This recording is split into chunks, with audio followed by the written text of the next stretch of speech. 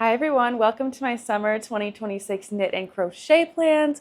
Let's jump straight into my first plan, which is actually something I've already started. Actually almost finished at this point. I'm calling this my mermaid scarf. It is a giant triangle scarf knit with Lang pallets or paillettes yarn on 7mm needles. The pattern I'm using for this is the palette scarf by Isolda Studio. It's a free pattern and it's basically just a garter stitch triangle. Basically on one side you do a knit front back to start the row and then you knit back across on the next row and repeat. I don't know if it's because this pattern is meant for Sandnesgarn palette yarn, but the triangle shape is quite irregular. I kind of just couldn't be bothered to figure out how to make an equilateral triangle, and now it's kind of too late. I bought 2 balls of this and I don't really have any other projects in mind for it, so I'm just going to keep on going until I finish this ball. I will definitely have to experiment with incorporating this into my style, but I think it could be such a fun summer piece in the hair, on the hip. The next thing I want to make is a crochet belt. If you saw my rainbow cardigan video, you will know I have a ton of leftover crafting cotton scraps in all kinds of colors. That yarn works way better with something more structured. And then also my favorite jeans are a little bit too long. I just need to have the waist cinched a little bit so they don't touch the floor. So I'm thinking of recreating this belt by Earth by Morg. I thought she had a pattern for this, but I checked and I didn't see one. I will probably do the edge in brown, maybe with an I-cord, maybe try to mute my color palette a little bit. And I think the tie closure will be a fun but simple enough challenge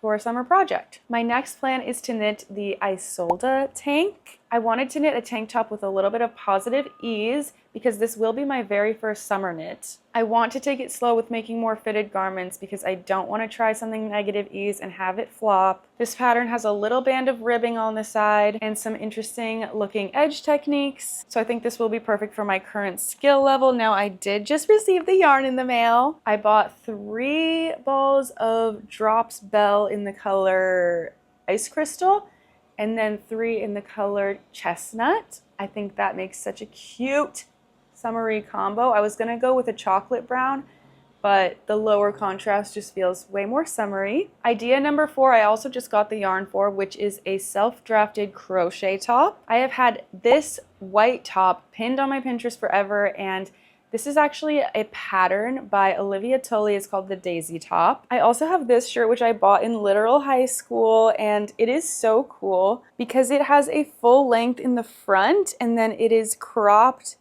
in the back.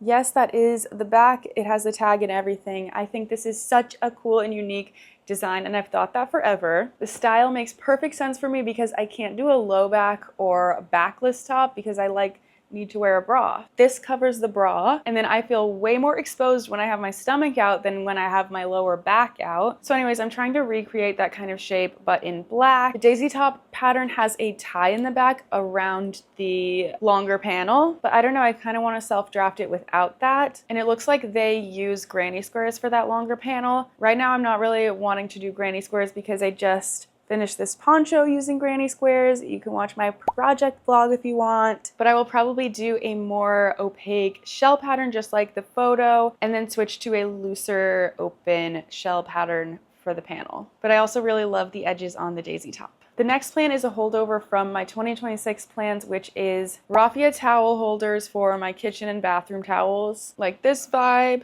I already have the raffia yarn. I'm still marinating on this one, whether or not I need to buy rings, like more of this style. But those are all of my more concrete plans, ones that I have yarn for, ones that I most likely will end up making. The rest are gonna be a little bit more vague idea-based, but I will obviously include patterns where it applies. The next idea is to knit a negative ease ribbed top. I have high neck options and I have square neck options. For a high neck, I have the Naomi top and the Tuesday top. I know the Tuesday top is made to measure and doesn't have any short rows in the back. I can't really tell about the Naomi top's short row situation, but overall it does look like it has a little bit more shaping involved and also has another option with buttons, which is cool. For square neck tops, I have the Stella top with this irregular rib and then the square neck camisole, which has a 3x3 rib. Both look amazing, although I do think the Stella top looks to have more of a true square neck. Whichever I make, I really want to try a yarn that has a little bit of elasticity. From what I gather, that is pretty essential for a negative ease top. I would love to try Drops Cotton Merino or the Knitting for Olive Cotton Merino, but I also really want to try this yarn Lana Grossa Elastico.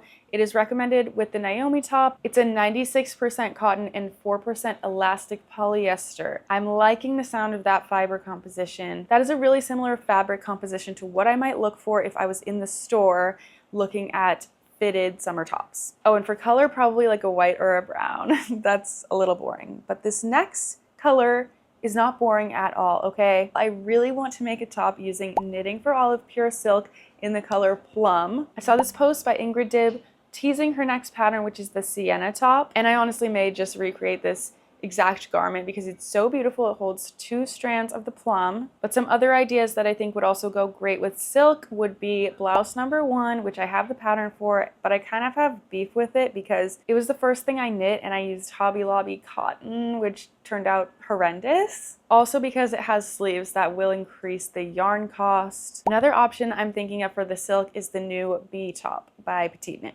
Next, I have a couple of shorts and skirt ideas, specifically using, again, my cotton rainbow scraps. I think the structure of it would work a little bit better with a skirt. I would just do a simple knit mini skirt with an elastic waistband.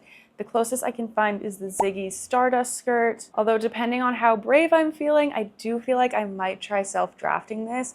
Short rows in the back, folded stockinette edge. Can I do it? I don't know, but we'll see. And then for shorts, I'm interested in making either the candy shorts or the micro shorts. I'm always switching between my pajama shorts and denim shorts for when I go outside. I would like an option that marries the two and I could be comfy in and out. I still also really like Vera Grazia's Naiad shorts. Color for this, probably again a brown or maybe a little bit of a darker beige. If I find myself having finished my towel holders and I still have raffia yarn, I really like the look of this raffia pouch. Even if it's not raffia, I would love to do a pouch project for the sole reason of dusting off my sewing machine and adding a lining to something and seeing if that propels me into more sewing projects. We're getting into the realm of things where I probably would never have enough time to make, starting with the cornflake top by Kuto Vakika. I think this one is so wearable. I love when knitting and crochet are combined. Would love to try a new stitch technique. Would also love to use Sandisk Yarn Line for this, especially since I'm already trying Drop Spell. I also think my mom would love this. Some other summer tops, maybe the Mew top. I have the pattern for this, but I'm still not sold on if I would wear the broad shoulder off the shouldery situation for bra reasons. I also want to make the Pippa-tee. I think this could be a really good transitional piece into the fall and also a good intro to button bands for me. Or the Lemonade tank. I love this one. It has the cleanest edges. I really want to know how that's done. I could go on and on and on with a bunch of different ideas, but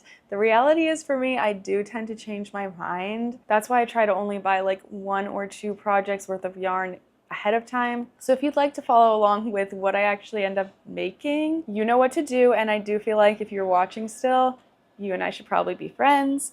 And I really hope I see you in my next video.